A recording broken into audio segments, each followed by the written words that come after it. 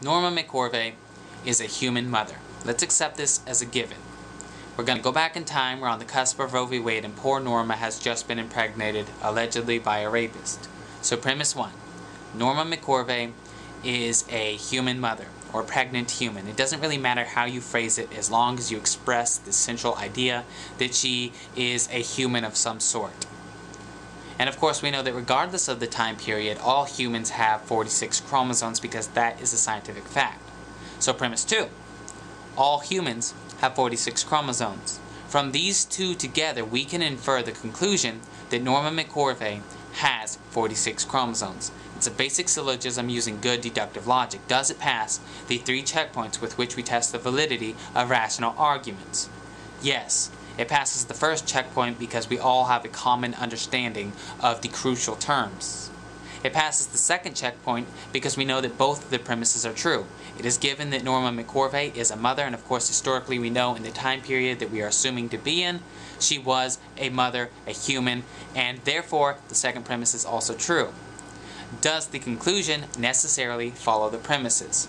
Well, yes, based on the laws of logical consistency, we do know that if A and B, then C.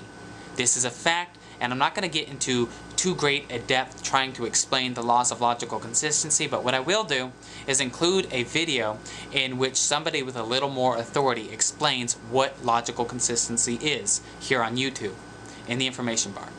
So we know that this is a valid logical argument, and with a logical certainty, as a matter of logical fact, we now know that Norma McCorvey has 46 chromosomes.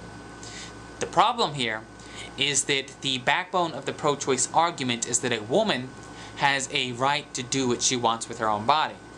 But this only encompasses the right to kill the fetus to obtain an abortion if we acknowledge that the fetus is a part of her body. The right to do what I want with my own body would not encompass the right to kill you unless you happen to be a part of my own body. So if we could demonstrate that the fetus is not a part of the mother's body, then the pro-choice movement would need a new central argument. The fetus, zygote, or embryo within a pregnant mother may be located inside of her womb, but it is not a part of her body any more than a pinworm is a part of her body. And I'm going to demonstrate this very easily. I'm just a sweet transvestite from transsexual Transylvania. Using another syllogism, I can conclude that if A is a part of B, and B is a part of C, then A is also a part of C. To illustrate this, let's say that A is a brick, B is a wall, and C is a house. If this brick is in a wall, which is in a house, then the brick is a part of the house as well. Are our terms easy to understand, or are they ambiguous? No, we all have a common understanding of what they are. I just told you. Are both of our premises true? They're given. Does the conclusion necessarily follow the premises? Yeah, again, we got the laws of logical consistency on our side. We know that Norma McCorvey has 46 chromosomes, and we know that if A is a part of B and B is a part of C, that A is also a part of C. So we know also that a zygote has 46 chromosomes, which are a part of the zygote. So if the zygote is a part of Norma McCorvey, then the chromosomes are a part of Norma McCorvey. If a pregnant mother's fetus is a part of her body, then she has 46 additional chromosomes and is not a human. But of course we know that she is a human. We know that Norma McCorvey is a human. And we know that she has 46, not 92, chromosomes. Thus we know, in order to maintain logical consistency, that she cannot say that this fetus, zygote, or embryo is a part of her body. And if we follow the same approach and look at a mother carrying a male fetus, we know that she is not a hermaphrodite just because her fetus is a male.